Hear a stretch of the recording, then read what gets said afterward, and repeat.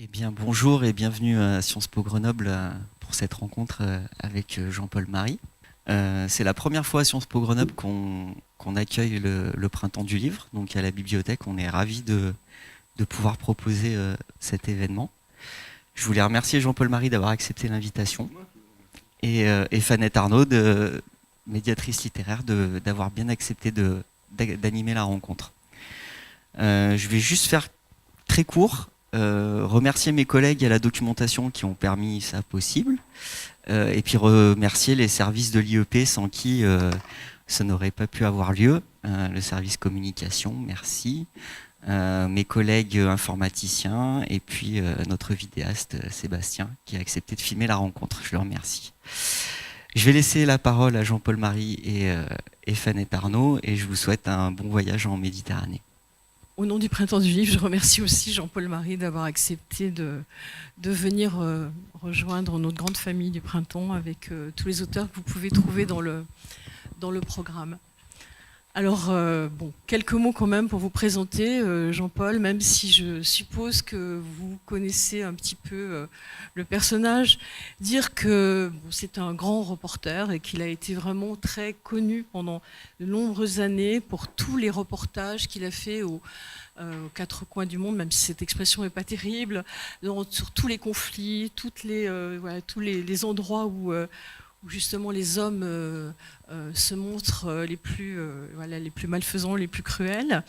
Et aussi dire qu'il est né en Algérie, ce qui est important par rapport à ce livre-là, c'est-à-dire un livre qui autour de la Méditerranée, qu'il a été reporter pendant très longtemps, d'abord à Monte-Carlo, et puis ensuite au Nouvel Observateur, qu'il a écrit déjà de nombreux livres. Ce n'est pas du tout son premier livre. Il a écrit un livre qui s'appelle La Nuit algérienne, ensuite Les carnets de Bagdad, des carnets d'Israël-Palestine, un livre qui s'appelle Sans blessure apparente, enquête sur les damnés de la guerre, et je pense qu'on y reviendra un tout petit peu, parce que c'est un thème qui traverse le livre. La tentation d'Antoine, qui était un roman, je crois. Voilà, et Les bateaux ivres, qui est un livre qui a eu un certain écho, puisque donc il traite des voyages des migrants. Voilà. Et donc aussi des documentaires, beaucoup de documentaires visuels, on va dire. Un documentaire sur l'Irak, un qui est assez célèbre, qui s'appelle Les migrants ne savent pas nager, et qui a beaucoup tourné, qui a été présenté plusieurs fois à Grenoble. Et un autre, La Bleuite, l'autre guerre d'Algérie. Voilà, je ne sais pas si j'en oublie. Il y a eu Sans blessure apparente aussi, qui était un film. Ah oui, et dans les livres, oui, il y en a au début. Je veux que ce soit complet, mais il y en a un qui me tient à cœur. C'est en 93, on a fait écrit un livre sur la prostitution des enfants en Asie du Sud-Est, donc qui dénonçait la pédophilie, qui à l'époque était tabou, et qui s'appelle Le prix d'un enfant. D'accord. Et mentionner aussi quand même, ce qui est important, c'est qu'il a reçu le prix Albert Londres en 87. Voilà. Donc ce livre, en dérivant avec Ulysse, alors j'ai tout de suite envie de parler du titre, parce que dans le titre, il y a le mot dérive, et c'est un mot que je trouve très beau, pour plein de raisons. Et cette idée on voit qu'il va être question de voyage, qu'il va être question de voyage qui retourne sur les sources, on peut dire même de notre civilisation, puisqu'Ulysse quand même est un personnage important de notre mythologie, mais l'idée de dériver, puisque dériver, ça veut dire qu'on ne se fait pas un voyage prédéterminé, ou en tous les cas pas déterminé dans tous les sens du terme, et cette idée justement d'aller-retour, puisqu'on verra qu'on passe du monde antique au monde moderne, du mythe à des réalités très ancrées aussi dans notre société, à quelque chose d'universel et à quelque chose de très personnel, puisque vous revenez souvent sur pas souvent, mais quelquefois sur vos souvenirs d'enfance. Est-ce que le mot dérive était pris dans ce sens-là au départ ? Le mot dérive, il a plusieurs sens. C'est vrai que Ulysse dérive, hein, c'est même ça son voyage. Et voyager, c'est dériver. On se laisse aller. Où les dieux nous poussent, ça dépend de l'époque. Et en dérivant avec lui, c'était aussi entrer dans une aventure, dans un voyage. On sait quand on part, on ne sait pas quand on revient, et sauf dans les circuits courts, à Pâques ou à Noël. Mais si on voyage, on se lance dans quelque chose et on ne sait pas quand on revient, et surtout on ne sait pas comment on va revenir. Un voyage, c'est quelque part une transformation, parfois une métamorphose. Et avec Ulysse, c'est un voyage initiatique. Parce que l'Odyssée, c'est le grand voyage. C'est le grand voyage. C'est-à-dire que c'est à la fois, certes, un voyage géographiquement assez important, surtout pour l'époque. On passait du monde connu au monde inconnu, celui des monstres, des hydres, des pièges, des aventures, des maîtresses, et pas n'importe lesquelles. Circé, c'est pas n'importe quoi quand même, Circé. Et Calypso. C'est donc, c'est effectivement une forme de... On accomplit son destin de mortel sans le savoir. Bon, parce que c'est toujours pareil, hein, dans la vie, on croit qu'on on cherche quelque chose, qu'on veut quelque chose, qu'on va vers quelque chose, et que c'est nous qui l'avons décidé, alors qu'en fait, on ne fait que suivre quelque chose qui est en nous et qui va s'accomplir. C'est une façon d'appeler le destin. Et donc, en dérivant avec Ulysse, c'est toute cette... se laisser bousculer comme ça, et puis accepter de se mettre en danger. Voilà, de prendre des risques. Ulysse a pris des risques, évidemment, mais il était obligé de les prendre, mais il les a pris, il les a choisis. Mais nous, on peut aussi, si on fait vraiment le voyage, si on ne se contente pas de le raconter ou de l'écrire, si on fait ce voyage, on prend des risques et c'est une aventure, comme un reportage dans une guerre. C'est la même chose. Avec, et ça c'est difficile à comprendre tout de suite, avec la conviction, très vite, la certitude, la sensation que ce voyage-là, que Ulysse, Homère, l'Odyssée, c'est un voyage, alors on dirait moderne. Quelqu'un a dit, mon Dieu, que Homère est moderne. Non, il n'est pas moderne, Homère. Il est toujours, il est contemporain, mais dans 50 ans, quelqu'un fera un livre meilleur et il dira Ulysse est d'une modernité incroyable. Non, il est toujours, il est permanent. C'est-à-dire que quand on fouille l'Odyssée, quand elle nous porte dans les endroits où nous sommes aujourd'hui et où nous allons, c'est-à-dire le livre, c'est j'ai refait le voyage d'Ulysse, hein, selon l'itinéraire de Victor Bérard, qui est un itinéraire, parce que le voyage c'est d'abord un mythe, mais j'ai refait ce voyage dans la Méditerranée d'aujourd'hui. Et là, on s'aperçoit, on se rend compte à quel point ce que nous dit Homère est présent, quoi. Moi, je suis pas quelqu'un, je suis pas une petite souris des archives. Je n'ai pas fait grec ancien, je n'ai pas fait le latin, je suis un inculte, et donc, mais un reporter. Et en suivant comme ça, en faisant ce voyage avec le texte d'Homère dans la poche, avec l'Odyssée, j'ai été sidéré par le fait que ce texte d'il y a 3000 ans nous parle aux jeunes, parle aux gens qui sont dans la vie, dans l'aventure, dans le risque, dans le danger. Pas un travail d'archives ou de bibliothèque. Alors, quand vous décidez de suivre Ulysse, donc la première destination qui est la vôtre, ce sera Troie. C'est-à-dire que Troie, vous prenez Ulysse, donc, qui a été envoyé par Agamemnon faire la guerre alors qu'il ne le voulait pas. Et ça, c'est vrai que c'est aussi quelque chose d'assez important. Donc, il a fait la guerre de Troie et il est là, il a assisté au massacre de Troie.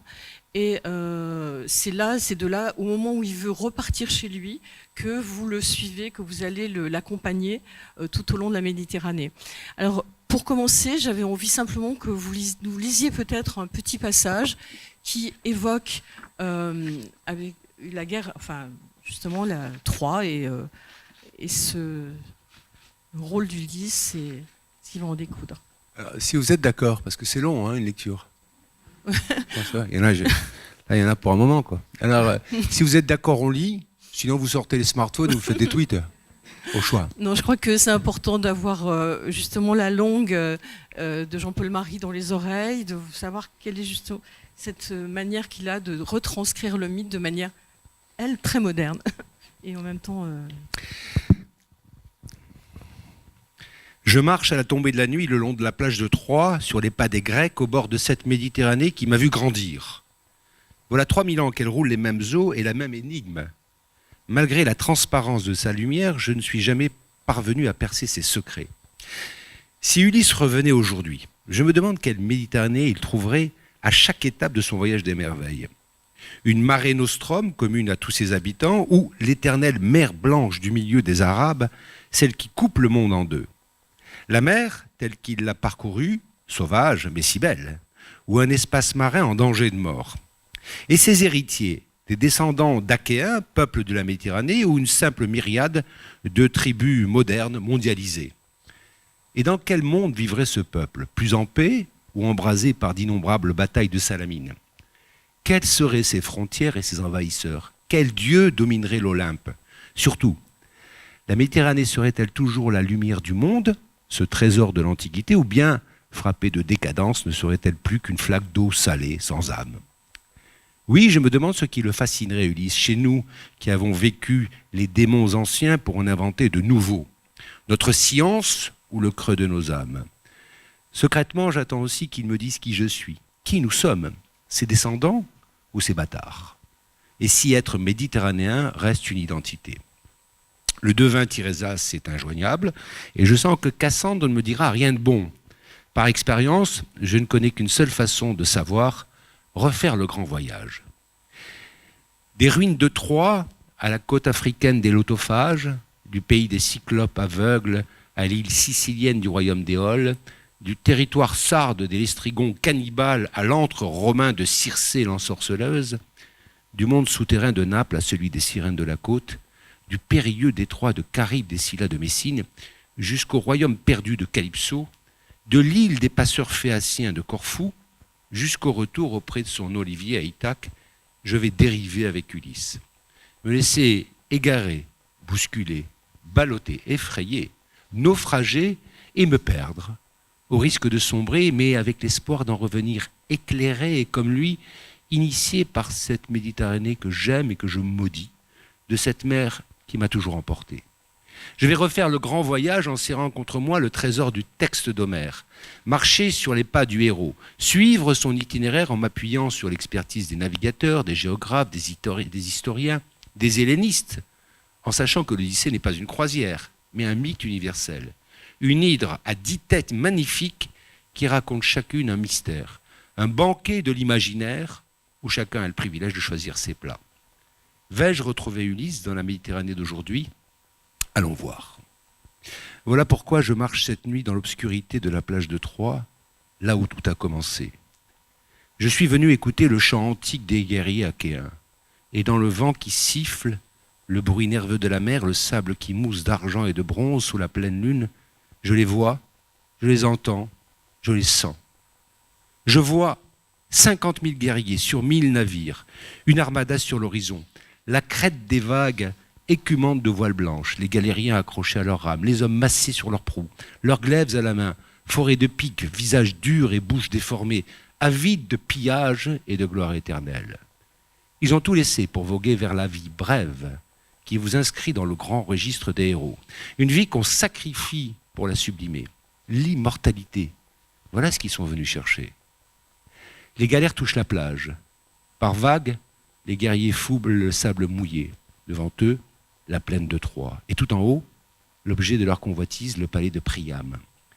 Des dizaines de milliers d'hommes loups hurlent à la mort. Et la meute s'ébranle. Des dizaines de milliers de glaives frappent en cadence les boucliers de bronze. Et les murs de la cité tremblent. Maintenant, ils chargent, lance pointée pour pénétrer le ventre de la ville. En tête, le plus rapide, le plus audacieux, le lumineux, le divin Achille, le meilleur d'entre eux. Derrière lui, son frère d'armes, son ami, son amant, Patrocle. Et Ménélas l'outragé, Marie d'Hélène, la traîtresse, et Ajax, le géant qui les dépasse tous, et Agamemnon, le roi des rois, avide et calculateur qui compte ses soldats comme on compte ses sous, et Ulysse, roi d'Ithaque, fils de Laërte, père de Télémaque et époux de Pénélope, Ulysse dont les ruses sont fameuses partout et dont la gloire touche au ciel, qui ne voulait pas de cette guerre, mais la gagnera par son intelligence. Tous les Achéens sont là, une armée. Du haut de leur muraille, les Troyens ont vu s'annoncer la catastrophe venue de l'ouest et érigé aussitôt une barrière de poitrine de bronze. Troie ne tremble pas. Je les entends.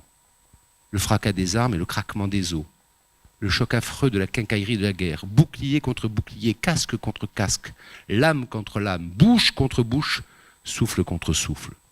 Le reste est une histoire de sueur et de sang, de furie et de démons, et de dieux irresponsables et d'hommes devenus fous. Il fait nuit. Le soleil écœuré a détourné les yeux. Aveuglante est la lune et coupante son ombre. Monte une clameur affreuse, le vacarme des morts et les gémissements des blessés. Je glisse sur la terre gluante de milliers de corps. La vallée est comme un cimetière labouré, ensemencé de guerriers. Je marche entre les boucliers crevés, les glaives brisés, les poitrines trouées, les pieds raidis dans les sandales de cuir. Les rayons de la lune étincellent sur ce royaume des morts, renvoyant vers le ciel les signaux de détresse des défunts. Mais les dieux sont fatigués et personne ne leur répond. Je les sens, drapés dans le linceul de la terre. Les corps exhalent l'odeur de l'humus, du thym et du sang poissé. Le ciel est devenu roux, promesse de vent, mais aucune brise ne peut dissiper la puanteur d'un champ de bataille. Déjà, le charnier annonce la pourriture. Sur la plage, les premiers bûcheux répandent une odeur de résine mêlée à l'huile sainte. Cette nuit-là, Troie s'en souvient, les morts étaient innombrables. La lune les recouvrait d'un drap satiné, les bordant un à un, Achéens ou Troyens, de ses mains maternelles et glacées. Et la litanie des pleurs et des plaintes leur faisait une berceuse triste.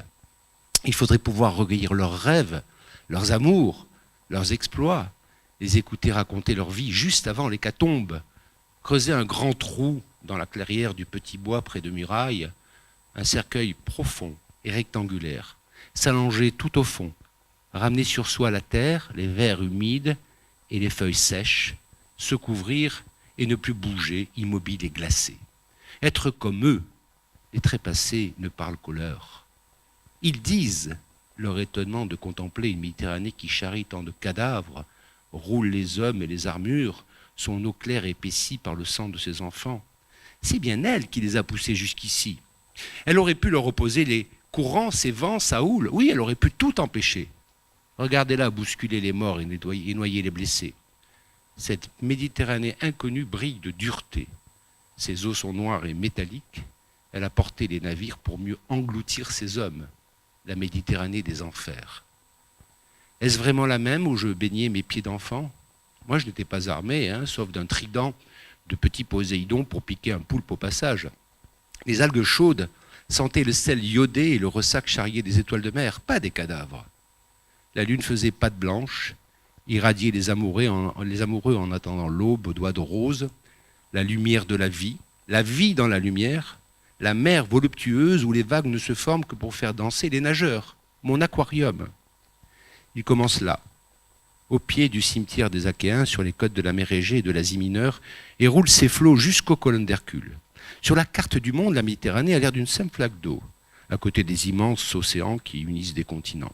On la croit paisible. Une couche de bleu ultramarin, le soleil à tous les étages, l'eau comme un lac, une fabrique de cartes postales qui, comme on le sait, sont de gros mensonges. Quand la mer cogne, elle le fait vite et fort et peut engloutir le meilleur navigateur. Quand sa colère tombe, elle redevient aimante et tout est pardonné. Où trouver ailleurs cette lumière de début du monde, ce liquide amniotique de l'humanité, et une nuance de bleu qui rend jaloux les peintres de l'Éden. Une petite mer peut-être, mais la matrice des dieux. Elle peut être tout à la fois l'enfer et le paradis sur terre. Plus besoin, plus envie de mourir pour passer dans l'autre dimension. C'est ici-bas que tout se joue. Au départ, les guerriers de Troie n'étaient pas des surhommes. En choisissant la vie brève et la prompte mort, ils sont passés à la postérité. Et c'est en annonnant leurs exploits que les écoliers grecs du 5e siècle avant Jésus-Christ apprenaient à lire, à écrire, à penser. Leurs noms sont toujours psalmodiés par les étudiants, tête inclinée sur leur pupitre en un geste d'adoration. Même nos écrivains du siècle, Josse, Giono, Giraudoux, n'ont pas résisté à explorer ce grand rêve éveillé. Qu'avons-nous en commun avec ces rudes guerriers capables de brandir un bouclier de bronze avant de tomber sans une plainte, nous, économes frileux, petits comptables de l'existence? Plus de 3000 ans nous séparent. Que partageons-nous, sinon une chose, une seule, la même mère? Du début à la fin, de la révélation jusqu'au mystère, de l'origine bouillante du monde jusqu'à l'extinction des cendres, nous avons et nous aurons le même cordon ombilical et la même tombe familiale. Merci. Quand vous décrivez cette scène de bataille, enfin, on ne peut pas oublier que vous êtes un reporter de guerre et que vous reliez cette fameuse bataille de Troie avec toutes les guerres que vous avez pu traverser. Et il y a une scène que vous décrivez un peu plus loin. C'est le moment où, ivre de vengeance, Achille va blesser Hector et vraiment le traiter de manière horrible, le traîner derrière son char.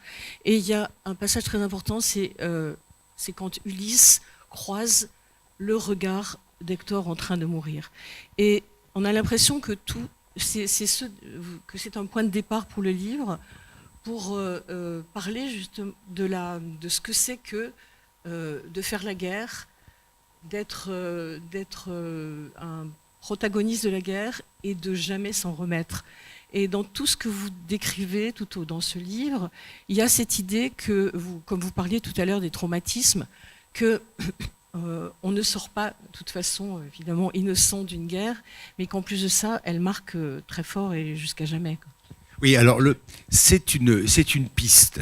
C'est-à-dire que le livre n'est pas un récit sur le traumatisme psychique de la guerre, parce que j'en ai fait un autre livre qui ne parle que de cela, et j'en ai même fait un film qui ne parle que de cela.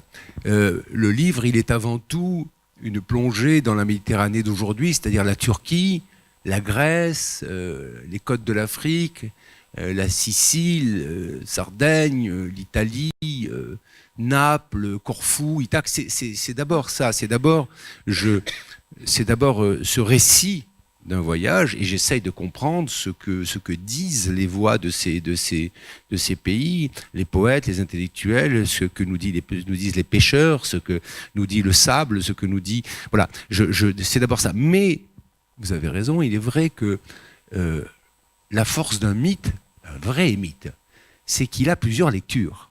C'est-à-dire qu'il nous offre des territoires inconnus. Et moi, en ayant travaillé sur le traumatisme psychique, j'ai été frappé par la concomitance de ce voyage, par une lecture. Encore une fois, ce n'est qu'une lecture parmi d'autres. Hein. Il y a une piste qui m'a intéressé. Alors, comme je travaillais sur le traumatisme psychique, je me suis dit, et que j'ai vu dans chaque étape du voyage d'Ulysse, une étape du parcours du vétéran de guerre qui a été traumatisé psychique. On va y revenir. Par exemple, un seul exemple, mais on peut développer si. Un seul exemple, c'est on dit le vent du nord, le Borée, empêche Ulysse de rentrer chez lui. C'est-à-dire, il longe la Grèce, et puis à un moment donné, il veut tourner à droite pour aller voir Pénélope, et le vent du nord le pousse, et comme à l'époque, les galères n'avaient pas de phoques et de clignotants, il est obligé d'aller tout droit, et il se retrouve sur les côtes de l'Afrique. Donc ça commence mal. Donc on se dit, bon ben voilà, c'est les dieux, Poséidon et les autres qui ont encore comploté, complotisme, théorie, et on se dit, oui, mais le problème, c'est que le vent qui pousse Ulysse vers les côtes de l'Afrique, il est à l'intérieur de lui-même. C'est parce que Ulysse est en guerre, comme les vétérans, qu'il ne peut pas rentrer chez lui. Parce qu'il est toujours en guerre. Et les guerriers rêvent de rentrer chez eux, mais ils ne le peuvent pas. Parce qu'avant de rentrer, retrouver un quotidien, Pénélope, Bobonne et les enfants, il faut en être capable. Et lui, il ne peut pas. Et c'est le vent intérieur qui le pousse vers ailleurs. Bon, c'est une étape, mais c'est vrai que l'épisode que vous rappelez, Achille n'est pas content parce que Hector lui a tué son Patrocle. Et donc, quand il se bat avec Hector, il le maltraite, il fait des choses épouvantables. Il l'attache par les pieds en lui passant une corde dans un tendon, comme ça, derrière son char, et puis il lui fait faire 3 fois le tour de la ville, de la plaine qui est sous les murs de Troie. Et Priam, la femme d'Hector, etc., voit le corps d'Hector, qui est un homme noble. Hein. Hector, c'est pas n'importe qui. Chez les Turcs, d'ailleurs, c'est le principal. Ils détestent Ulysse et Achille, et ils adorent Hector, on comprend. Et donc, il est maltraité, il est souillé, quoi, c'est Hector. Et ça, c'est la colère, c'est la haine. Alors, on dit, c'est antique. Moi, j'étais à Beyrouth et j'ai vu les cadavres des Palestiniens traînés par les voitures américaines des phalangistes chrétiens dans les rues de la ville, à toute allure. J'ai vu ce que ça faisait. Et quand je lis Achille, je repense à Beyrouth. C'était il n'y a pas longtemps, c'est chez nous, c'est pas loin. Donc ça se fait encore. Et donc, son corps traîne, couvert de poussière, de saleté, d'hématomes, etc. Et en sautant comme ça au gré des chaos de la plaine, sur les pierres, à un moment donné, il ouvre un œil et Ulysse le voit. Et là, je ne vais pas rentrer là-dedans parce que sinon on y est encore tout à l'heure. Et encore une fois, j'ai fait un film là-dessus. C'est ce qu'on appelle le traumatisme psychique. C'est-à-dire qu'il voit l'œil d'Hector. Et il voit la mort dans l'œil d'Hector. Et le principe, c'est j'ai vu la mort, je me suis vu mort, je suis mort. Ça s'appelle le traumatisme psychique. Et ça m'a beaucoup frappé, moi aussi. et je me suis dit, c'est vrai que Ulysse, c'est pas un fou de guerre. Hein. Ulysse, quand on a essayé quand Agamemnon a voulu le recruter pour aller faire la guerre, il a essayé de se faire passer pour fou. P4, il a essayé. Il a cultivé son champ à l'envers avec une charrue, et avec d'un côté un âne et l'autre un bœuf. Et quand le recruteur d'Agamemnon dit mais qu'est-ce que tu fais, on attend Ulysse, on a dit on peut pas, il est fou, quoi. Et il jetait des pierres comme ça pour ensemencer les... Et alors l'autre qui était quand même pas né de la dernière pluie a pris le gosse d'Ulysse, Télémaque, le bébé, et il l'a posé devant la charrue, qui labourait à l'envers. Vous savez, le tableau était complet. Je suis fou, vous voyez bien. Et Ulysse évidemment a arrêté la charrue, et l'homme lui a dit bon, arrête ton cirque, Ulysse, t'es pas plus fou que moi.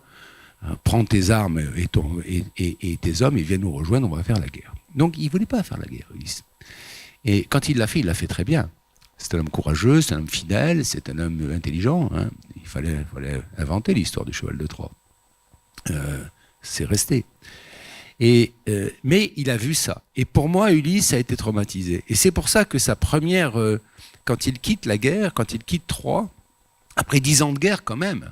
Alors moi je suis allé là-bas, pourquoi? Parce que moi je suis un reporter, on me dit la guerre c'est là, il y a un front, alors j'y vais. Et je suis tombé sur les ruines de Troie, où on peut lire la guerre, parce qu'il y a plusieurs couches comme ça, bon passons. Et on apprend, que nous dit Homère? Il nous dit que Ulysse, la première chose qu'il fait quand il quitte Troie, c'est qu'il s'arrête chez les Kykones, qui sont des peuples un peu alliés avec Troie, et qu'est-ce qu'il fait? Un raid.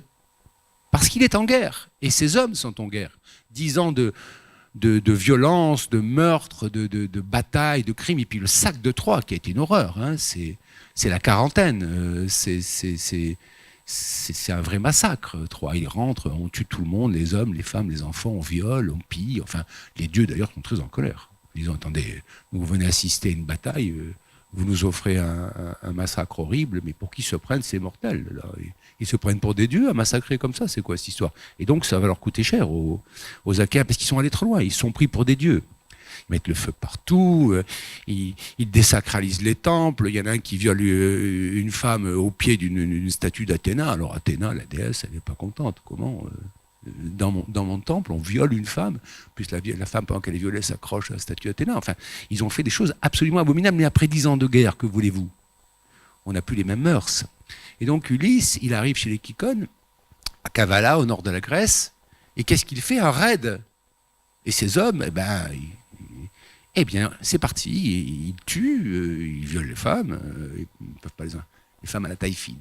Il y a quand même des excuses.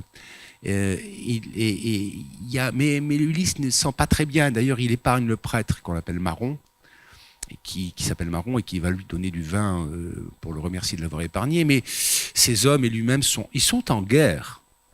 Et ils font ce que font les guerriers après 10 ans de guerre. Hein. Et quand il s'en va vers la Grèce, il est porté par ce vent intérieur. Bref, ensuite, nous n'allons pas rentrer dans chaque étape, mais si ça vous intéresse, on peut en parler, mais ce n'est pas l'objet du livre. Dans chaque étape qui montre que finalement, il suit exactement le parcours d'un vétéran de guerre qui est connu au niveau psychique. Et moi, quand j'ai vu ça, je me suis dit, eh bien voilà, monsieur fait son obsession, il fait, on dirait aujourd'hui, une petite fixette, il voit du trauma psychique partout. Donc je suis allé voir le psy avec lequel je travaillais, où j'ai beaucoup travaillé sur le trauma psychique. Il y en a eu plusieurs, mais lui, je l'aime particulièrement. Il est aveugle, je l'appelle mon aveugle clairvoyant, qui est un formidable expert du trauma psychique, un psy militaire. Et je lui dis, bonjour, docteur. Je crois que je suis en train de faire une obsession. Il m'a dit pourquoi, mais je dis voilà, je viens de lire, je travaille sur Homère et je vois des choses qui me rappellent le trauma psychique. Il m'a dit racontez. Alors je lui ai raconté. Alors lui, je lui ai tout raconté, ça a pris 1 heure ou 2. Et à la fin, il m'a dit évidemment. Ça, c'est les psys, vous savez. Vous leur dites, elle m'aime, elle me quitte, etc., etc. Je suis désespéré. Alors vous lui racontez tout, etc. Puis au bout de 2 heures, il vous dit, bien sûr. Vous voilà. Que dois-je faire? C'est une question. Je le déteste. Quoi. Bon. Mais lui, je l'adore. Et il m'a dit, oui, évidemment. C'est une lecture absolument... écrivez-le, m'a-t-il dit. Voilà. En résultat, j'avais un boulot en partant. Et je l'ai écrit dans ce livre, mais par petits morceaux, pour raconter ça. Mais encore une fois, la force des mythes, c'est qu'elles nous parlent de tas de choses qui nous concernent directement. Le trauma psychique, franchement, il y a 3000 ans, on n'en parlait pas beaucoup. Quoi, hein. Et Homère le décrit, il le dit, il le raconte. Et vous découvrez ça, 3000 ans plus tard, en ayant travaillé sur un autre sujet. Et vous rentrez dans l'Odyssée, vous dites, mais c'est pas possible. Enfin. Donc, c'est une des pistes lumineuses d'Homère. Et justement, si vous voulez, ce qui est formidable, c'est ce qui est sidérant et ce qui est excitant. Quand on vous dit on va travailler sur l'Odyssée, oui, d'accord. Bon, déjà, vous commencez à vous endormir. Quoi. Pourquoi pas apprendre le grec ancien, hein, bon. Et ce qui est excitant et ce qui est bouleversant, c'est de voir à quel point le texte d'Homère nous parle d'aujourd'hui, quoi, de maintenant, de toujours. Hein, puisque le trauma psychique, il y a quelques années, on en parlait très peu, c'était tabou en France. Quand j'ai fait un livre en 2008, c'était tabou. Hein. Les gens me regardaient d'un œil bizarre. Vous travaillez sur quoi? Le trauma psychique de la guerre. Je leur ai dit que je travaillais sur l'homosexualité des papillons en Centrafrique, ils auraient trouvé ça normal. Mais le trauma psychique, en plus, c'est un peu obscur. Bon. Et déjà, Homère nous en parle, mais à sa façon.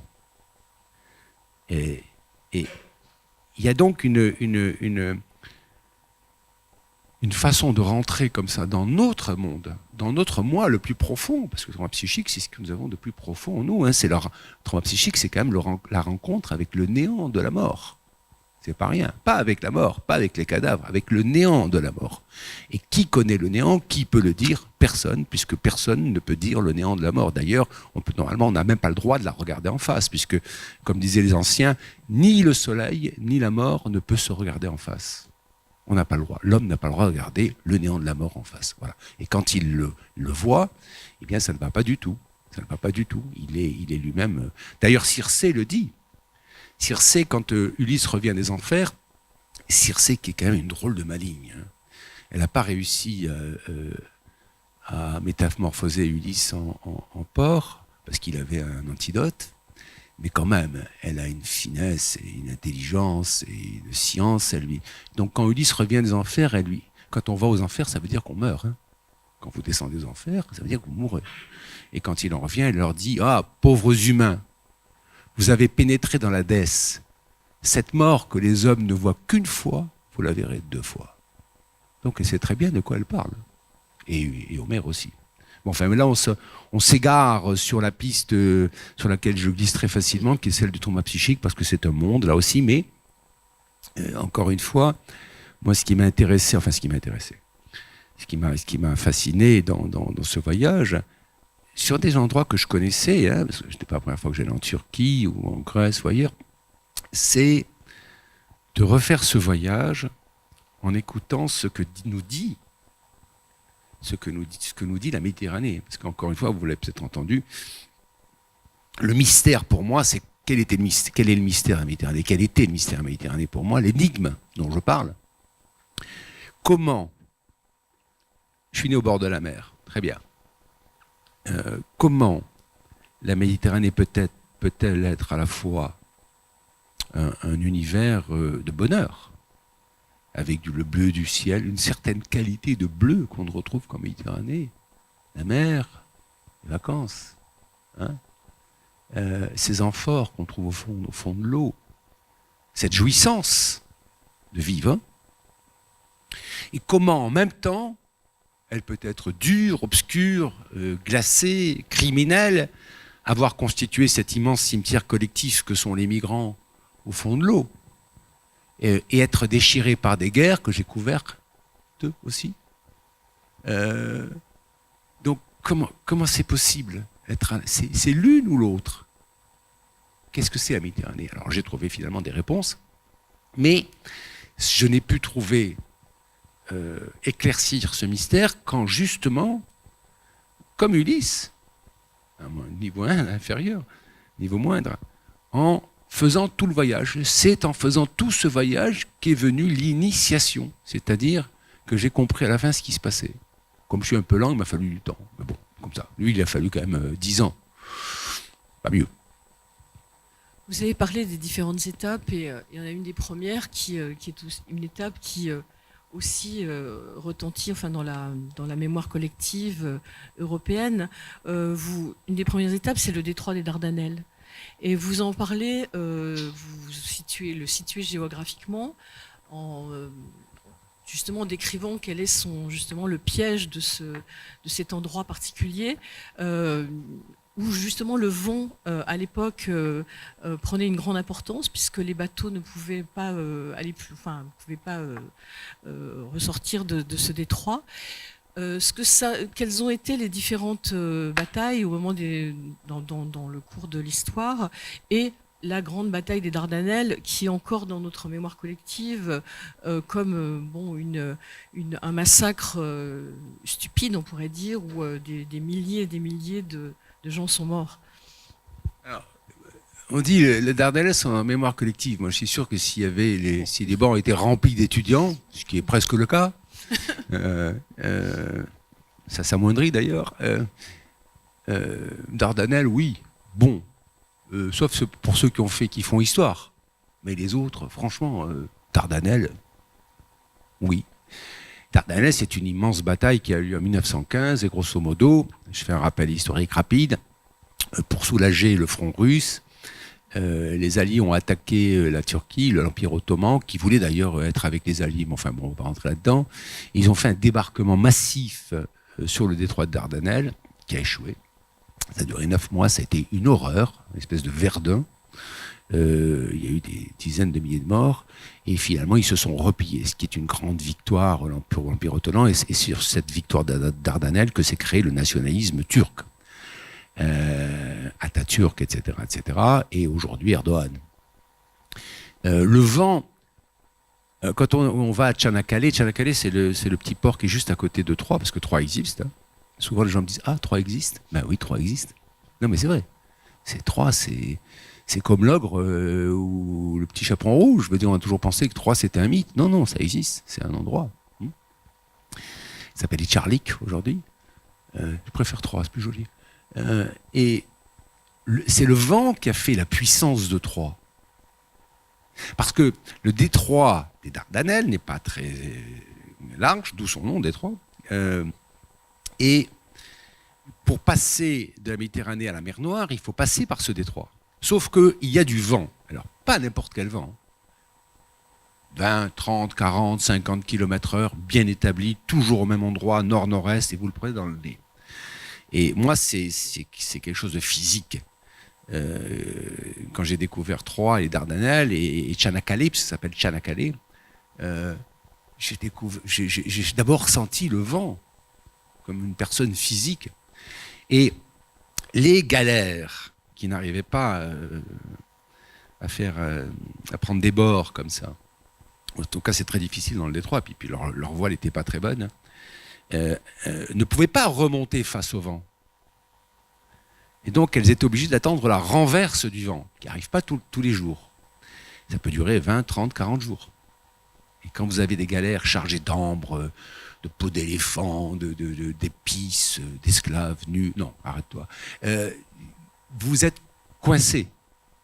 Donc ce qui se passe, c'est que soit elles attendaient à quai, la renverse, soit elles déchargeaient leur matériel, leurs produits, et les caravanes allaient les porter plus haut sur la mer Noire. Voilà. Et pendant ce temps-là, Troyes prenait des frais, hein, faisait payer les caravanes, etc. Donc c'est le vent qui a fait la richesse, donc la puissance de Troyes. Et ce vent, il est toujours là, 3000 ans après, il n'a pas bougé. Et c'est vrai que il y a Troyes qui marque la mémoire collective, mais plutôt notre mémoire collective, celle de l'Antiquité. Mais il y a aussi les Dardanelles, parce que qu'est-ce que c'est la bataille de Troie? Ce sont des Achéens, donc des gens de l'Ouest, qui sont venus se battre contre des Asiatiques, des Orientaux, les Troyens, et qui ont écrasé la ville. Les Dardanelles, c'est la revanche de Troie, puisque les gens qui sont venus de l'Ouest sont venus se battre contre les Turcs et ils ont perdu. Ils ont été repoussés. Donc c'est la revanche de Troie. Et il y a même, on va un peu aller plus loin, il y a un célèbre sultan qui a dit, en prenant Constantinople, j'ai vengé Troie. Donc ça reste dans la mémoire. Mais dans la mémoire moderne, on oublie Troie, parce que c'est pas très glorieux, pour se focaliser sur la bataille des Dardanelles. Et Erdogan, encore aujourd'hui, fait célébrer cette bataille des Dardanelles comme si c'était hier, parce que c'est ce qui a fondé le nationalisme turc. Mais si vous regardez 3000 ans après, on dit, moi ce qui m'intéressait aussi, c'est de faire dialoguer l'Antiquité et aujourd'hui. Pas de forcer, mais ça se fait naturellement. Qu'est-ce que c'est aujourd'hui les Troyes Dardanelles? Exact, parce que le débarquement des Dardanelles s'est fait à 20 km de Troyes, à 2 pas. Hein? Qu'est-ce que c'est aujourd'hui cet endroit, la ville de Troyes? C'est toujours, comme il y a 3000 ans, exactement au même endroit, la séparation entre les Grecs et les Turcs, entre les Européens et les Asiatiques, parce que c'est l'Europe, Asie, ça passe là, entre les chrétiens et les musulmans. Vous avez donc le même trait de fracture exactement au même endroit 3000 ans après. Mais c'est... Alors si vous le faites en reporter, vous faites du politique, etc., vous expliquez pourquoi, comment, etc. Mais si vous le faites avec Homère dans la poche, vous dites rien n'a changé. C'est toujours au même endroit qu'il y a cette fracture entre les deux. Donc cette fracture, elle date d'il y a 3000 ans et elle est étonnamment moderne. Voilà pourquoi Homère, l'Odyssée, nous aide à comprendre les pays où on passe. Parce qu'on découvre grâce... Je disais, c'est comme si vous vous promeniez dans un appartement, grande maison, à la tombée du jour. Vous la voyez. Vous la voyez, vous pouvez la décrire, etc. Puis quand vous avez fini votre reportage, vous avez de quoi écrire. Mais si vous revenez dans cette maison et que vous allumez les lumières avec un projecteur, vous voyez autre chose. Vous voyez plus et différemment. L'Odyssée est un projecteur. Vous vous promenez dans la Méditerranée avec un projecteur qui vous éclaire ce que vous ne voyez pas habituellement. Et Troyes, c'est ça. D'où la fascination que l'on peut avoir pour cet endroit du monde, parce que on est à la fois dans une antiquité, dans une histoire ancienne qui nous dit énormément de choses, mais aussi dans une histoire moderne qu'elle nous raconte. Et d'ailleurs, moi j'ai rencontré un huluberlu là-bas, ça a mal commencé parce qu'il se moquait de moi. Alors, bon, pas grave. En fait, il y avait un vent d'enfer. Moi, je fume, et donc j'étais attablé à un café. J'essayais de faire ce que j'adore, c'est-à-dire rien faire, fumer et boire des cafés. Bon, il y a pire, hein, légalement. Mais je fais pas ça non plus. Bon, et j'étais là, et donc je sors mon tabac. Et évidemment, tout part dans tous les sens. Mon tabac s'en va. Je tends un billet pour payer mon café. Chac, le vent me l'enlève. Le billet va se retrouver accroché au grillage 10 mètres plus loin. Et je vois un type qui se marre, en me regardant en biais, là, de dire le touriste. Et il avait une pipe, lui, donc ça bouge pas. Il avait un pantalon avec des bretelles, donc ça bouge pas. Et une casquette attachée sur le visage, ça bouge pas. Donc il avait l'habitude du vent. Pas moi. Donc ça commence mal entre nous deux, et puis finalement on est devenus amis, parce que c'est Askin, il s'appelle Askin, c'est un Turc de la côte, hein, c'est pas pareil que les Turcs d'Ankara ou les Anatoliens, et qui est dingue, absolument dingue son histoire, qui est devenu professeur de lettres, guide, etc., et qui lui a une vision de l'Odyssée absolument totalement différente, et de l'Iliade totalement différente. Pour lui, ce sont des sauvages qui sont venus piller cette ville. Il dit c'est un salopard. Qu'est-ce que c'est que ce truc de cheval de Troie? Il faut vraiment être tordu pour inventer un truc pareil. Achille est un fanatique total. D'ailleurs, regardez, il traîne le cadavre d'Hector. C'est un criminel de guerre, criminel contre l'humanité. Mettez-moi tout ça à la CPI. Par contre, Hector, noble, juste, Priam, etc.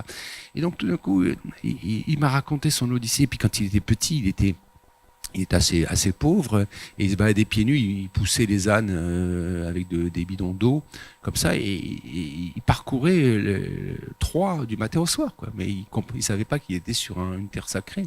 Puis un jour, son professeur l'a emmené voir un film où il a vu l'Odyssée, notamment le sac de Troie, et ça l'a épouvanté, ça l'a stupéfié. Puis après, il a fait des études dans le monde entier, et puis maintenant, c'est un professeur, et on a beaucoup parlé, et j'étais toujours intéressé par sa vision, qui est totalement différente de la nôtre. Et il disait, les Grecs nous ont toujours tout piqué, regardez, après la guerre, ils sont venus, etc.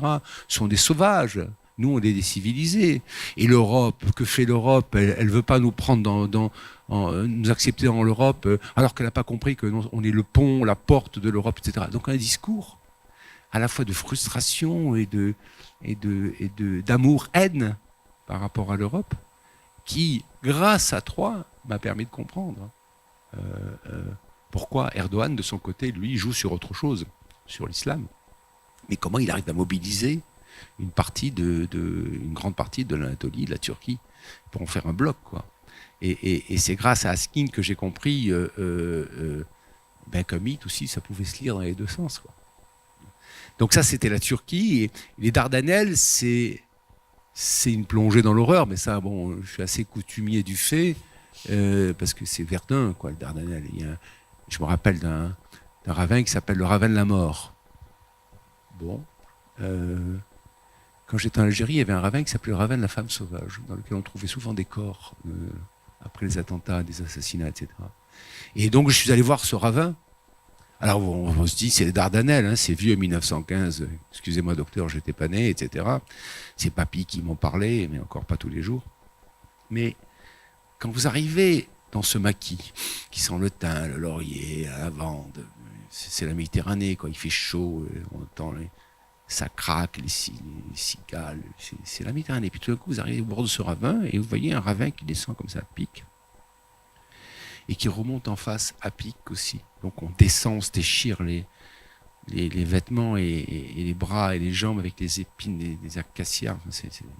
Et on descend presque jusqu'au fond, puis on regarde, puis il faut remonter. Et puis là, on lit que les Dardanelles, il y a des dizaines de milliers d'hommes qui ont essayé pendant des semaines de passer de l'autre côté pour aller prendre d'assaut les Turcs qui étaient en face. Évidemment, vous descendez dans un truc comme ça, stratégiquement ou tactiquement, c'est pas jouable, puisqu'en face, on vous tue.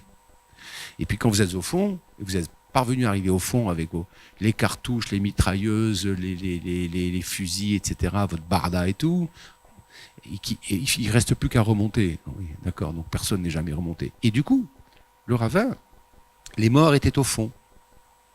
Voilà. Et tout d'un coup, vous avez une vision très charnel, très proche de ce que peut être la guerre, et vous sentez très proche de ces hommes qui sont passés par là, dans les Dardanelles. Donc Troie, ça reste, c'est ça qui est fou, c'est que Troie, ça reste la fureur de la guerre. Ulysse, Achille, la prise de Troie, le sac de Troie, le cheval de Troie, et puis les Dardanelles, 3000 ans après, ça reste l'endroit de la fureur de la guerre. Et c'est Ulysse et Homère qui nous le dit. Vous avez parlé de rencontres et il y a plusieurs rencontres dans votre livre, beaucoup de témoins, on va dire, de ce qu'est la Méditerranée aujourd'hui. Et notamment en Grèce, vous rencontrez plusieurs personnages, donc Tonia, qui est une sorte d'Antigone, on va dire, et puis aussi des écrivains, des hommes de culture, dont Dimitris Alexakis et Christos Ikonamou, donc qui sont des gens qui réfléchissent à ce qu'est le monde en ce moment et ce qu'est particulièrement la Grèce et qui utilisent l'un le théâtre, l'autre le roman pour se questionner, questionner les Grecs, questionner l'Europe, questionner le monde. Est-ce que vous avez quel est votre sentiment d'appartenance justement à ce monde-là des écrivains qui veulent prendre le réel vraiment au jour le jour. Est-ce que ça m'a frappé vous parlez de quelques personnages, mais particulièrement de ceux-là sur lesquels vous vous étendez, vous parlez vraiment de leur expérience. Oui, parce que le reportage, au sens le meilleur du terme, pour moi, c'est pas simplement de rapporter, c'est évidemment d'essayer de faire passer les voix de l'autre. Tonia, qui est une jeune femme qui était une jeune femme, pleine de talent, avec des parents très bien, une bonne bourgeoisie, etc., a connu la crise grecque et son arrivée et son apogée. Et donc, sa vie, c'est tout simplement que, quoi qu'elle fasse, quoi qu'elle devienne, quoi qu'elle étudie, quel que soit son talent, elle était condamnée à attendre un poste dans un lycée pendant 10 ans pour gagner une misère et vivre une vie moche, quoi. Et donc, c'est sa colère qui m'a frappé. Sa colère, son désespoir, et sa colère, c'est pas une violente, mais c'est à l'époque où il y avait les premières manifestations, etc. Et elle voyait la corruption des élites, elle voyait l'argent volé, elle voyait le mépris de la bourgeoisie et de la classe dirigeante pour les pauvres et pour le peuple, alors qu'elle était pleine de talent, pleine de culture. Et c'est une insoumise, mais au beau sens du mot. Et Tonia, son désespoir m'a touché parce qu'un jour elle m'a dit, j'étais tellement en colère, les flics nous bombardaient à coups de gaz lacrymogène, ils nous matraquaient alors qu'on ne faisait pas grand chose, etc. Elle dit, j'étais tellement en colère, je suis allé juste à côté, il y avait une pierre, je l'ai prise et je l'ai jetée contre un mur.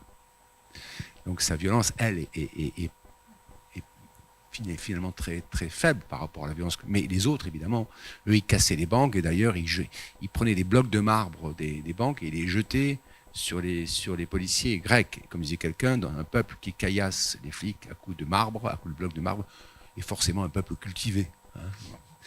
Et donc, j'ai suivi cette Antigone et son désespoir. Je raconte la crise grecque parce que je ne sais pas si on a conscience de ce qu'est la crise grecque aujourd'hui en France ou ailleurs, mais c'est une tragédie absolue. Je veux dire, c'est un peuple. Je vous donne il y a 500 000, un demi-million de jeunes diplômés, ceux qui pourraient être sur les bancs de cette université, et qui sortent de l'université et qui quittent la Grèce. Donc c'est une saignée, quoi. Parce qu'ils ont cru à un moment donné que Tsipras allait porter l'étendard de la révolte contre l'Europe, et puis Tsipras, il a changé d'attitude à la peine. Alors qu'il porte un référendum pour dire non, le référendum dit non, et le lendemain, il dit oui. à l'Europe, donc au plan d'austérité. Donc c'est une tragédie, et effectivement, les écrivains, les hommes de théâtre... Pour moi, Tonia, elle écrit une pièce de théâtre. Hein. Oui. C'est Antigone. Elle n'a rien écrit, mais ce qu'elle vit, pour moi, c'est une pièce de théâtre. D'ailleurs, je l'ai perdue de vue. Et, perdu de vie, c'est joli ça. Comme dirait mon aveugle clairvoyant. Mais je l'ai perdue de vue, mais du coup, maintenant, je ne sais pas si j'aimerais la revoir. J'ai peur qu'elle soit comme ce qu'elle craignait d'être. C'est-à-dire vieillie, sans espoir, sans illusion, etc. Mais la crise grecque est une tragédie. Donc je raconte la crise grecque à travers ces personnages qui racontent eux-mêmes leur vie, leur écriture, leurs pièces de théâtre, etc. Et c'est je ne fais pas d'analyse géopolitique, ce n'est pas l'idée, mais j'essaie de faire comprendre à quel désespoir. Et d'ailleurs, en quittant la Grèce, je vais voir un poète qui a 12 ou 15 ans, mince, l'œil bleu, qui était un marxiste, qui a été un des camps, qui a été en exil, qui a été prisonnier, qui a été tabassé, mais un très grand poète s'appelle Patrikos. Un peu un Dormesson de gauche, si ça peut se faire, je ne sais pas, ça peut faire ça. Pardon, maître. Et on parle comme ça, on parle de la Grèce et tout, et en partant, il me pose la main sur l'épaule. Voilà, quand un poète de 92 ans vous pose la main sur l'épaule, vous dites qu'il faut s'attendre à tout. Et il me dit, c'est quoi Ulysse pour vous? Je lui dis, pour moi, c'est l'exil, c'est le nostos, la nostalgie du retour, et tout ce chemin qui fait que on veut revenir vers quelque chose et dont on a la nostalgie et tout l'empêchement de la vie, quoi. Il me dit, oui, c'est cela. Il me dit, regardez bien, regardez, les Grecs aujourd'hui, 1,5 million de jeunes dans les îles, qu'est-ce qu'ils font? L'exil, j'avais dit le détour aussi, l'exil, le détour, quelque part dans le monde, avec la nostalgie du retour. Il me dit, aujourd'hui, la Grèce, c'est Ulysse. Voilà. Et puis là-dessus, je me suis retrouvé sur le palier.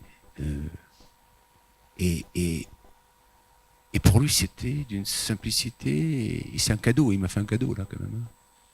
Il m'a dit ce que je sentais, mais que je n'arrivais pas à dire. Donc, la Grèce, c'est ça aussi. C'est pour ça qu'il faut la suivre. C'est des gens qui... Ce sont des gens magnifiques. Des riches en loc. J'ai l'impression de tomber sur un SDF qui me dit j'étais propriétaire du château de Versailles, quoi, voilà. Et puis j'ai reçu Clinton et Van Gogh, voilà. Et puis là, je bois des coups sur un trottoir, je suis en loc. Mais derrière, ce sont des locs fabuleuses, ce sont des gens fabuleux. Et il y a une dame que je rencontre comme ça qui me raconte sa vie. Ce sont des gens qui ont une culture, qui ont un héritage, un talent, quoi, qui sont des gens cultivés, qui sont des gens qui devraient être dans la vie, et qui sont laissés, à cause de la Grèce, voilà, sur la grève, comme ça, en panne, mais qui ne renoncent pas à leur dignité, ne renoncent pas à leur colère, ne renoncent pas à leur valeur, ce que ici nous faisons, me semble-t-il, un peu. Là-bas, j'ai trouvé cette flamboyance, quoi, cette flamboyance de la Grèce, qui ne peut pas venir d'il y a 100 ans. Il faut bien que ça vienne d'ailleurs, de la lumière des Grecs. Vous parliez d'exil, bon, comme le temps passe, j'ai un petit peu d'accélérer, mais donc en parlant d'exil, on ne peut pas parler de ce qui est l'exil en ce moment et qui est, vous avez fait allusion à ces migrants qui meurent en Méditerranée. Et il y a tout un passage de votre livre très important, très impressionnant, qui relate le moment où vous avez séjourné sur l'Aquarius pour le premier voyage de l'Aquarius, et où vous faites le récit de ces gens qui vont essayer de récupérer des migrants en mer et qui souvent ne les récupèrent pas à temps. Et il y a un thème important dans ce que vous racontez, c'est le thème de l'absence. Vous dites que ce qui est le plus dur à supporter, c'est justement cette absence. Quand on sait qu'on est arrivé trop tard, quand on sait que les gens ont été engloutis par les eaux. Et c'est quelque chose de très fort dans ce texte-là, que je trouve qui est... il n'y a pas le côté, justement, on a sauvé des gens, non, c'est ceux qu'on n'a pas sauvés dont vous parlez. Oui, j'ai essayé de faire des réponses plus courtes si on Oui. veut. Quoi que ce soit migrant, c'est pas évident, garçon. Migrant, c'est un grand sujet. Hein. Bon, j'ai fait la première mission de l'Aquarius, la première, quand le bateau n'était pas connu. Et mon travail, c'était ma mission, entre guillemets, j'aime pas le mot, mais mon objectif, c'était de faire parler de l'Aquarius. Et que d'autres journalistes viennent en parler, etc. Bon. Et puis j'ai fait un film pendant que j'étais sur le bateau, ça a duré 1 mois. Effectivement, ce qui me tourmente, moi, ce n'est pas les gens qu'on ramasse, qu'on sort de l'eau, même si c'est très fort, hein, très fort. D'ailleurs, il y en a beaucoup qui sont traumatisés. On sait que maintenant 17 à 18%, 17% des migrants qui arrivent en Europe sont des traumatisés psychiques graves. C'est-à-dire qu'ils ont des vrais problèmes psychiques à cause de ce trauma psychique. Ils ont vu la mort. Et quand vous sortez un migrant de l'eau, il vous regarde et parfois vous voyez la mort dans ses yeux parce qu'il est mort intellectuellement. Sa femme est morte, lui il a failli tomber, ils sont crus morts. Donc vous voyez qu'il y a un néant. D'ailleurs, il y a des gens qui ne supportent pas les humanitaires, il y en a qui ne supportent pas, des sauveteurs qui ne supportent pas. Le capitaine du bateau, Klaus Vogel, avec qui j'étais, qui est un homme extrêmement cultivé, fort, intelligent, moral, puissant, etc. Là, au premier sauvetage, je l'ai vu, il était complètement à la dérive. Et c'est pas la dérive, mais il était totalement choqué. D'ailleurs, il n'est plus jamais remonté sur un bateau pour aller sauver des migrants. Il ne peut plus. Il me dit, la nuit, il rêve des gens qu'il essaye de prendre, et puis il y a du gasoil, et donc les mains glissent, et donc ils vont dans l'eau, et il les perd. Et c'est vrai qu'on voit des migrants, j'en ai vu, des hommes migrants, hommes, femmes, mais j'ai vu des hommes, la tête hors de l'eau, qui vous regardent.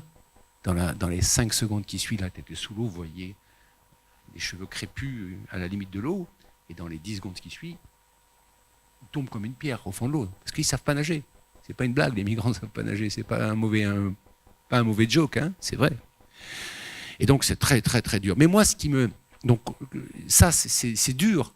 Mais bon, 35 ans de conflit et de terrain de guerre, c'est un reportage de guerre comme un autre pour moi. Enfin, pas comme un autre, mais un reportage de guerre, une forme. Où je risque rien. Mais c'est l'absence qui me tourmente. C'est-à-dire quand on nous disait embarcation à la dérive, Takadac, telle coordonnée, etc. On nous l'a dit, on nous l'a signalé, voyez, alors on partait avec le bateau y allait, arrivé sur les lieux, on regardait, rien, jumelles, rien, on tournait autour, rien, on envoyait des bateaux, rien. Et on disait, ben il n'y a rien. Non, il n'y a pas rien. Il y a très forte possibilité qu'on est arrivé trop tard, qu'on soit arrivé trop tard. Et là où on voit rien, il y avait un Zodiac avec 140 personnes, hommes, femmes, enfants, hommes, femmes et enfants. 140, 130, 120, 110, 80. Et ils sont juste en dessous sous l'eau. Donc ce qu'on voit, c'est un trou dans l'eau. Ça me tourmente. Pourquoi ? Parce que écrire, c'est inscrire. Et je me souviens d'un village au Rwanda qui s'appelait Kibagabaga, qui avait été balayé par les milices Hutus.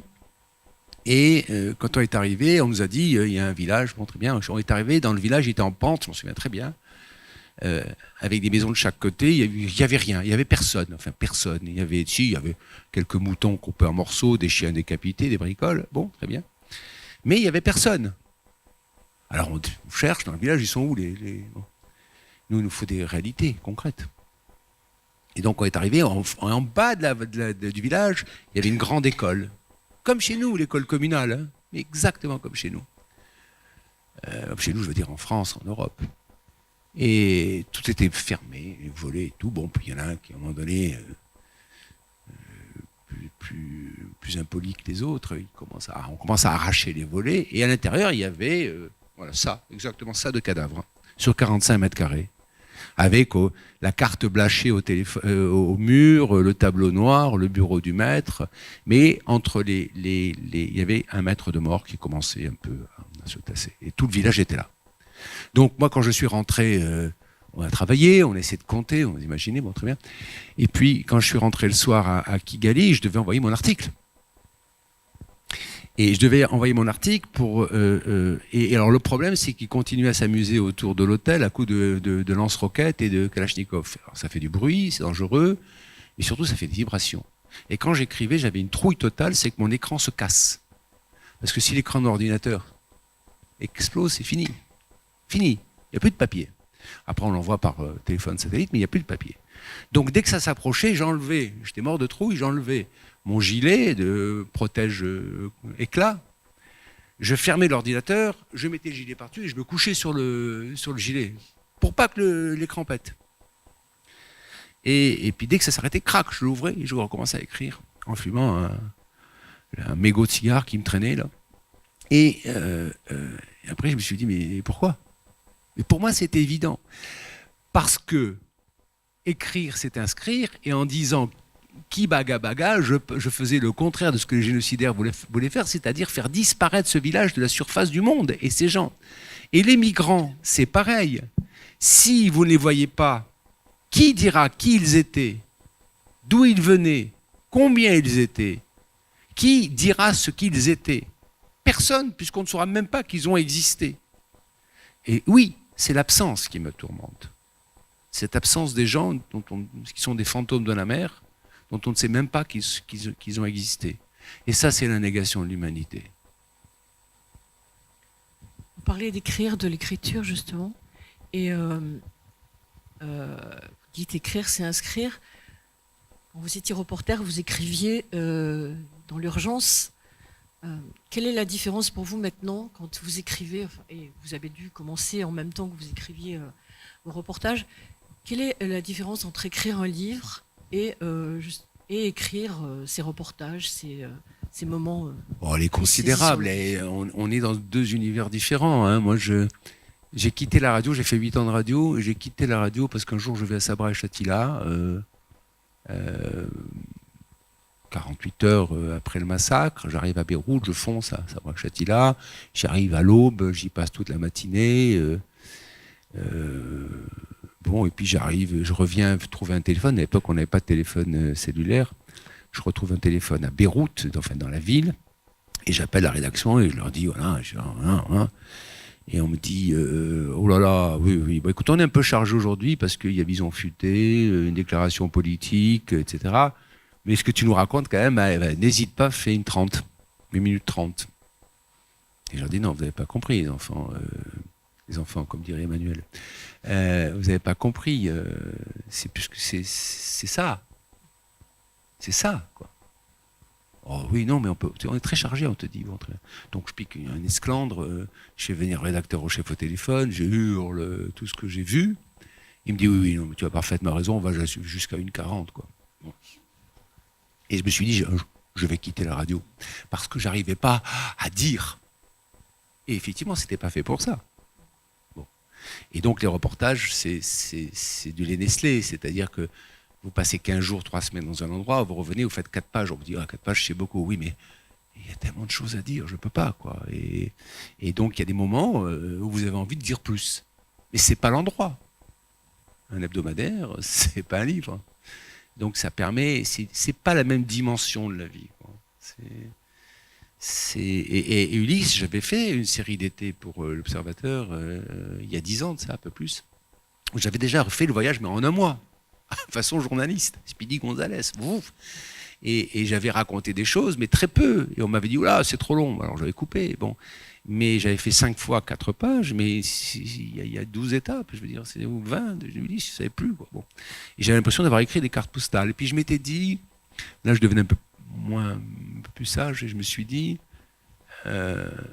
évidemment, ça m'a ouvert une fenêtre, et je me suis dit, il faudrait refaire et explorer, et prendre le temps, etc. Et quand j'ai quitté mon journal, il y a 4-5 ans, je l'avais en tête. Donc, c'est pas la même dimension, quoi. C'est pas la même dimension, C'est parce que ce ne sont pas les mêmes outils. Et ça me permet, effectivement, voilà ce que je viens de vous lire tout à l'heure, ça ferait bailler d'ennui une rédaction, quoi, parce que ça dure 10 minutes, 10 minutes. Imagine, Jean-Paul, c'est tout le journal. Bon, ça suffit, quoi.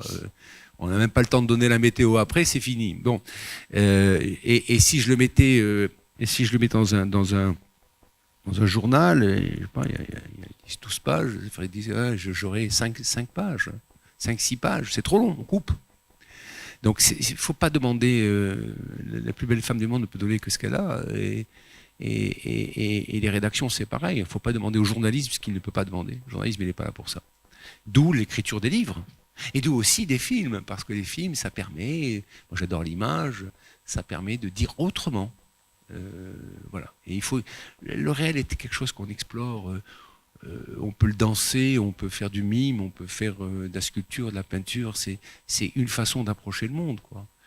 Moi, j'adore les livres, mais c'est une horreur absolue à écrire parce que c'est un marathon, et comme dans tous les marathons, vous dites je suis fou, pourquoi je me suis embarqué là-dedans, mais plus jamais. D'ailleurs, j'en fais pas.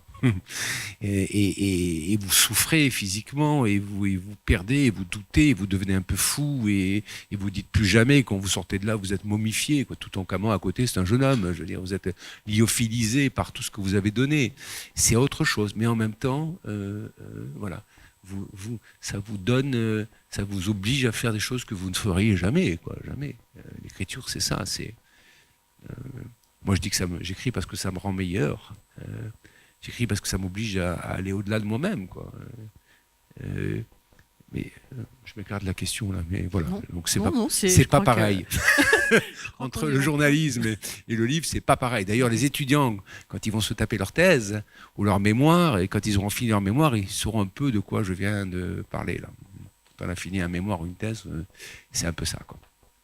Je veux simplement souligner, avant de donner la parole, voilà, à l'importance du vent. On en a parlé tout à l'heure, mais simplement dire aussi que ce vent, ça rappelle aussi votre enfance. On voit le jeune garçon en train de jouer dans les vagues de la Méditerranée, et on a toujours l'impression que c'est le vent qui vous ramène à vos souvenirs et à votre côté plus intime dans le livre. Et les dernières phrases, c'est encore le vent qui va chasser votre... qui va soulever votre feuille. Et le vent, c'est une contrainte. En fait, on avance que par la contrainte. Et le vent, il est toujours de face. Toujours, ça n'a aucun intérêt. Le vent de face qui pose problème. Et effectivement, l'air, c'est sur l'eau. Et dans ma vie, il y a le feu. Et la terre se balade. On est toujours ballotté entre 4 éléments. Mais et le vent, il a toujours été présent, je ne sais pas pourquoi. Alors j'aime pas trop ça, le vent, quand il est trop fort. Je suis pilote, et quand il y a beaucoup de vent, on ne s'amuse pas en avion. Compliqué, il faut gérer avec, il faut jouer avec. Il a toujours été présent dans certains moments, je ne sais pas pourquoi. Et peut-être pour me rappeler que je ne fais pas ce que je veux. Voilà. Et il y a quelque chose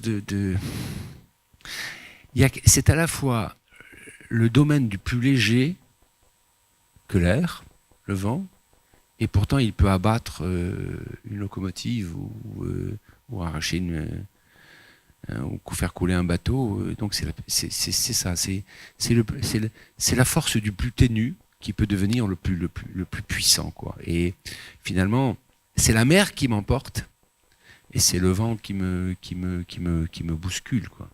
Mais c'est la mer qui m'emporte. C'est elle qui est ma main courante. Le vent, c'est quelque chose qui un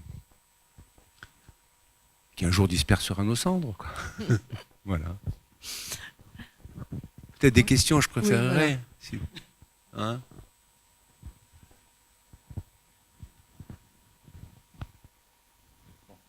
Toutes les questions sont bonnes.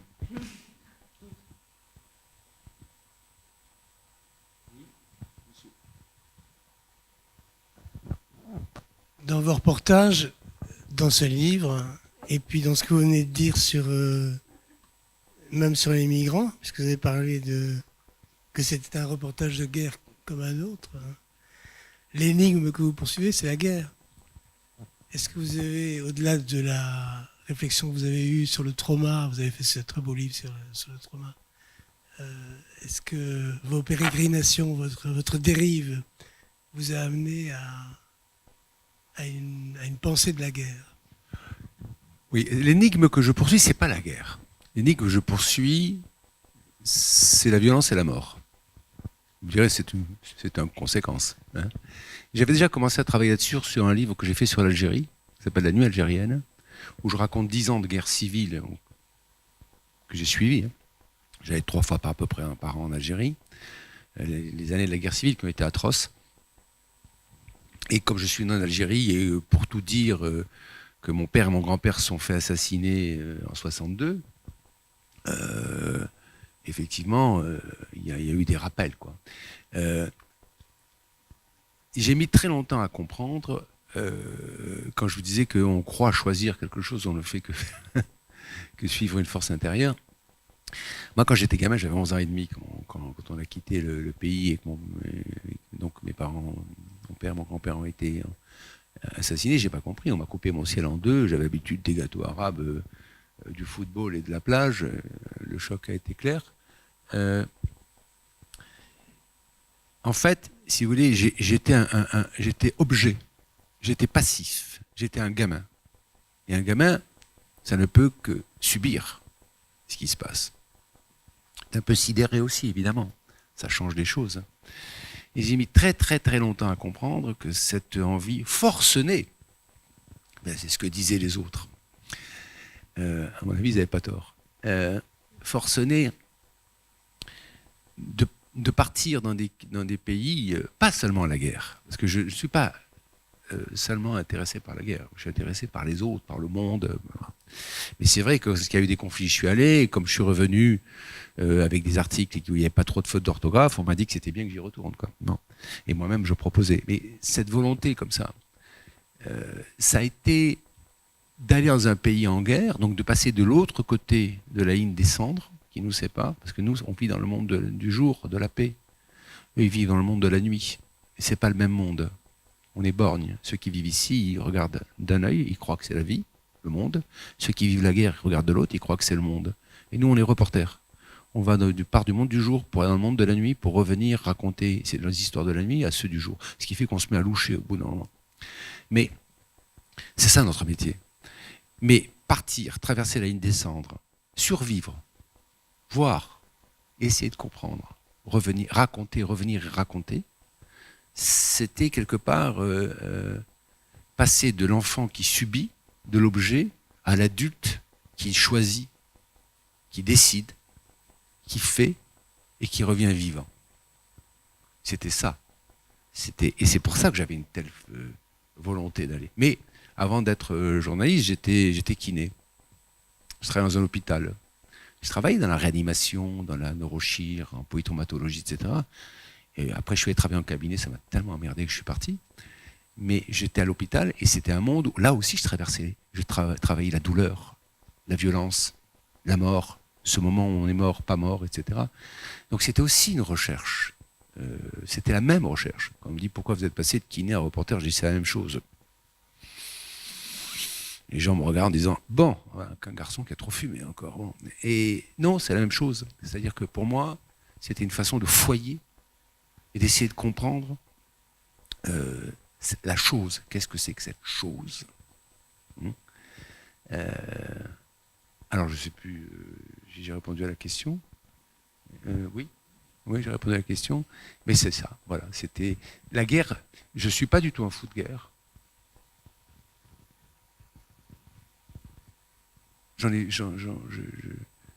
Alors, j'ai fait 500 reportages. Hein. Donc, il y en a 70-80% qui sont sur la guerre. J'ai fait 35 ans de conflit, c'est vrai. Mais la guerre, c'est une mise en scène mondiale. C'est-à-dire votre univers, dans l'univers dans lequel vous êtes. C'est pas un reportage. Un reportage, vous faites quelque chose, il y a des gens qui vivent une autre réalité. Au même moment. Hein, si je fais un reportage sur les betteraves, les plaines betteravières quelque part, ben, il y a des gens qui font du tabac à côté, et puis d'autres qui n'ont jamais vu un légume de leur vie. vous êtes dans des réalités différentes, vous prenez une partie de cet univers. La guerre, c'est un immense théâtre dans lequel, où la pièce est globale, quoi. Et c'est vrai qu'il y a beaucoup de gens qui se perdent dans la guerre parce qu'ils vont noyer leur chaos individuel dans le chaos collectif. Et finalement, les fous sont à l'aise dans la guerre. Mais c'est vrai que ça permet de foyer l'âme humaine, de fouiller tout ça et d'explorer ses limites et parfois au-delà des limites. D'ailleurs, souvent, on en revient très abîmé. Ou pas. Non, on n'en revient pas du tout, je veux dire. Oui, question, s'il vous plaît. Vous m'aidez quand vous posez des questions? Vous n'êtes pas obligé. Mais vous n'êtes pas obligé.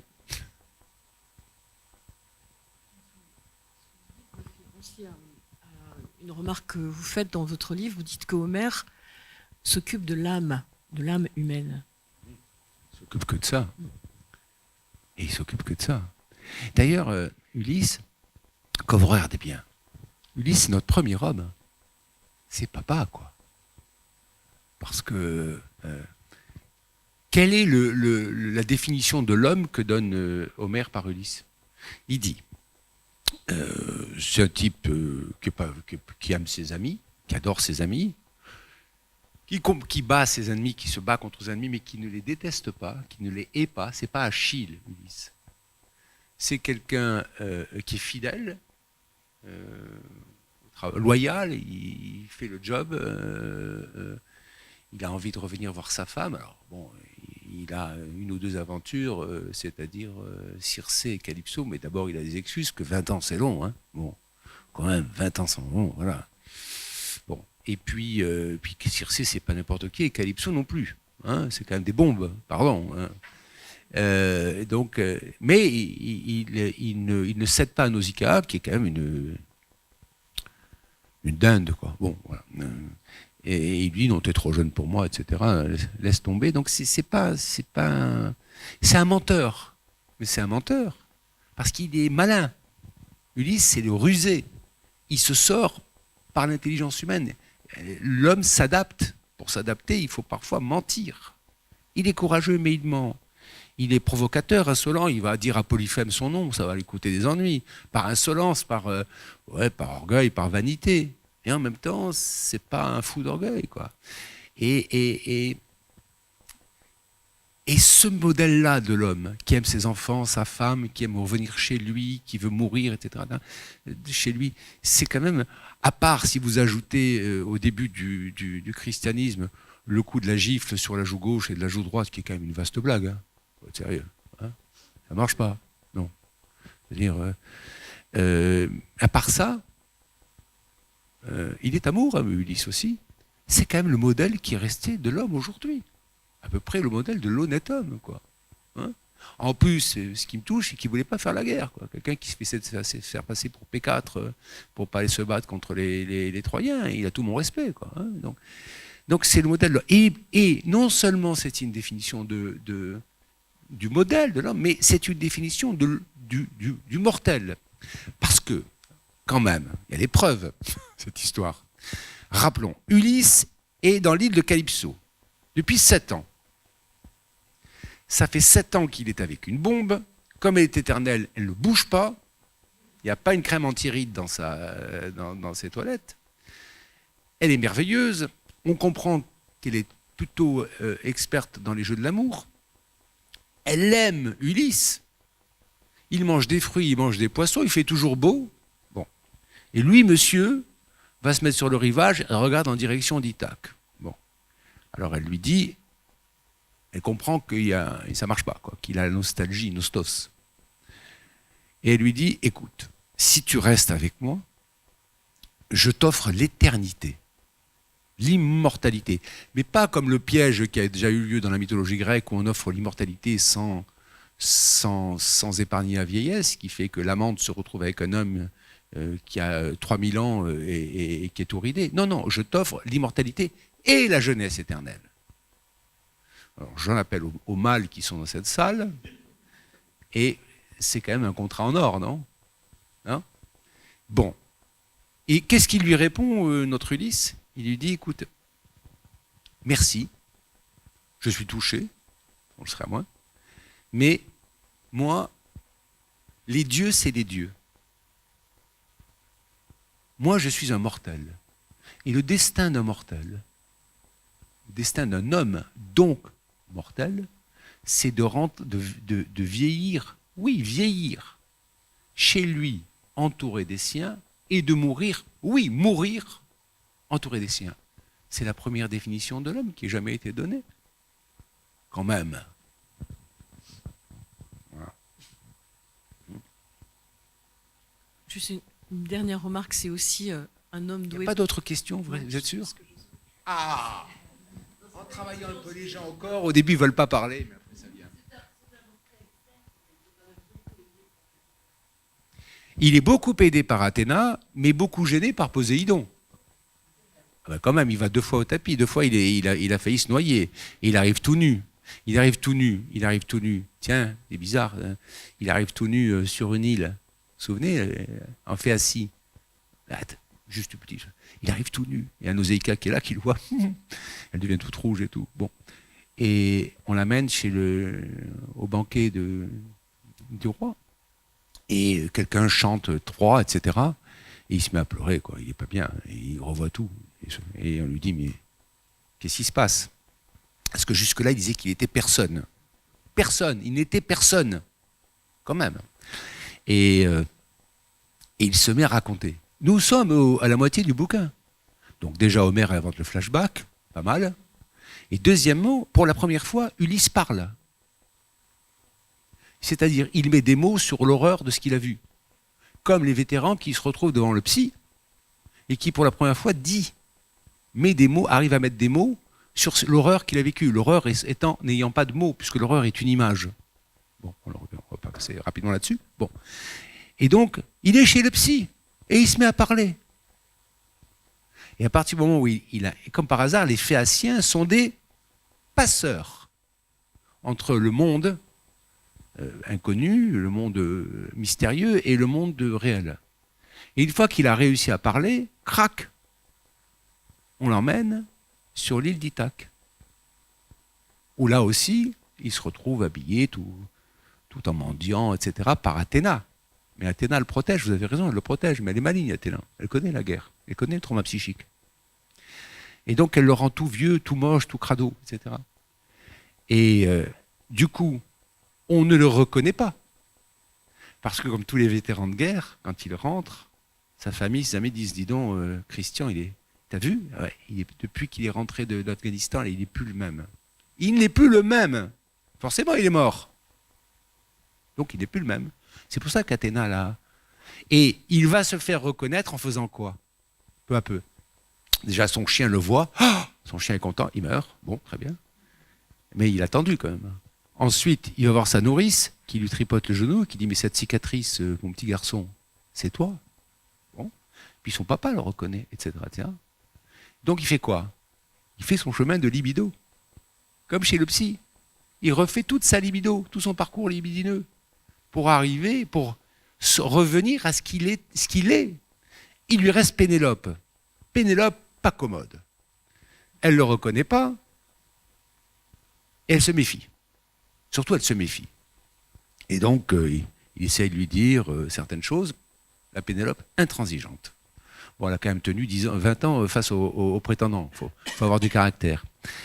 Et à un moment donné, la Pénélope le piège, et ça, il lui dit, bon, de toute façon, au fait, elle s'adresse à une servante, on va prendre le lit de ma chambre et on va le déplacer. Et Élise dit, pardon? Déplacer le lit? On ne peut pas le déplacer. C'est un lit que j'ai construit moi-même sur le tronc d'un olivier qui est enraciné. On ne peut pas déplacer ce lit. Et donc, ultime étape de la libido, le lit matrimonial, là, elle le reconnaît. Donc, vous voyez le parcours. C'est-à-dire que jusqu'à la fin, et qu'est-ce qu'il fait ensuite? Il va tuer tous les prétendants. Pourquoi? Pas parce que c'est un sanguinaire. Il tue tous les prétendants parce qu'il tue les fantômes du passé. C'est la fin de son analyse. Et après, il serre la patte à son psychanalyste et lui dit merci. Et le psychanalyste, il n'oublie pas que vous devez prendre une pelle, une rame sur l'épaule, vous promenez, Poséidon, si on va vous tomber dessus. Oui, d'accord, je m'en occupe. Bon, très bien. Il lui donne un nouveau projet de vie. C'est ça, quoi. Bon. Mais Athéna le protège. Oui, elle le protège. Mais finalement, nous aussi, on a été protégés par Athéna. Moi, je ne serais pas là sinon. Hein. Pourquoi le projectile est arrivé à 1 mètre et pas sur mon nez?